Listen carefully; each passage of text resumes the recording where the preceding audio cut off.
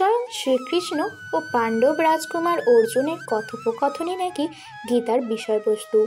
কুরুক্ষেত্রের যুদ্ধ শুরুর ঠিক আগে শত্রুপক্ষে আত্মীয়, বন্ধু ও গুরুকে দেখে অর্জুন কিংকর্তব্য বিমূঢ় হয়ে পড়েছিলেন।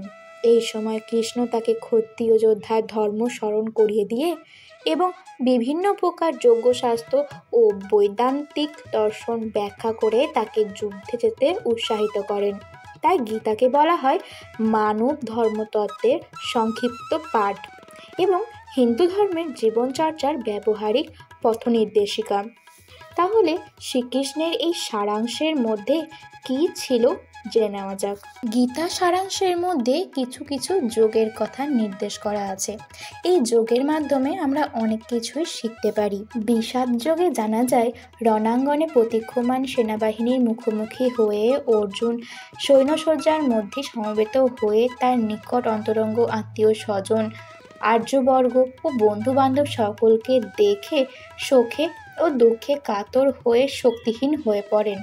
তার মন মোহচ্ছন্ন হলো এবং তিনি যুদ্ধ করার সংকল্প পরিত্যাগ করলেন। এরপরে আমরা সাংখ্যযোগে দেখতে পাই পরমেশ্বর ভগবান শ্রীকৃষ্ণের কাছে তার শিষ্যরূপে অর্জুন আত্মসমর্পণ করেন এবং অনিত্য জড়দেহ ও শাশ্বত চিন্ময় আত্মার মূলগত পার্থক্য নির্ণয়ের মাধ্যমে অর্জুনকে শ্রীকৃষ্ণ উপদেশ প্রদান করতে শুরু করেন।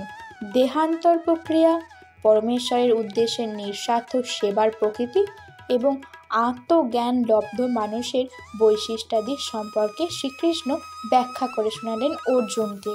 এরপর যদি আমরা কর্মযোগ সম্বন্ধে দেখি তাহলে জানতে পারবো এই জড়জগতে প্রত্যেককেই কোনো ধরনের কাজে নিযুক্ত থাকতে হয় বলে জানাচ্ছেন শ্রীকৃষ্ণ।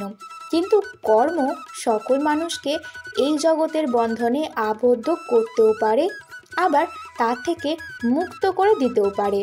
স্বার্থ চিন্তা ব্যতি রেখে পরমেশ্বরের সন্তুষ্টি বিধানের উদ্দেশ্যে কাজের মাধ্যমে মানুষ তার কাজের প্রতিক্রিয়াজনিত কর্মফলের বিধিনিয়ম থেকে মুক্তি পেতে পারে এবং আত্মতত্ত্ব ও পরম তত্ত্ব দিব্যজ্ঞান অর্জন করতে সক্ষমও হয়ে যেতে পারে।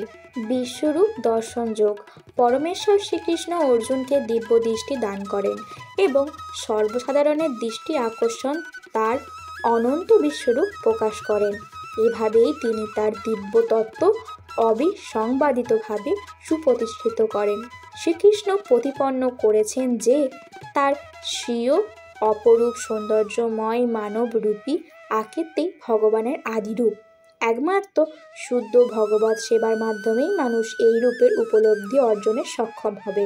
এরপর যদি আমরা অধ্যায়গতভাবে দেখি তাহলে প্রথম অধ্যায়ে গীতার অর্জুন বিষাদ যোগী আছে। এতে 46টি শ্লোকের মাধ্যমে অর্জুনের মনস্থিতির বর্ণনা করা হয়েছে। অর্জুন নিজের আত্মীয়দের সঙ্গে যুদ্ধে লিপ্ত হতে চান না। তারপর কৃষ্ণ তাকে কিভাবে সম্মত করান এই অধ্যায়ে তাই বর্ণিত আছে। দ্বিতীয় অধ্যায়ে আছে সাংখ্যযোগ। এতে মোট 72টি শ্লোক আছে। কৃষ্ণ অর্জুনকে কর্মযোগ, জ্ঞানযোগ, সাংখ্যযোগ, বুদ্ধিযোগ ও আত্মার জ্ঞান দেন।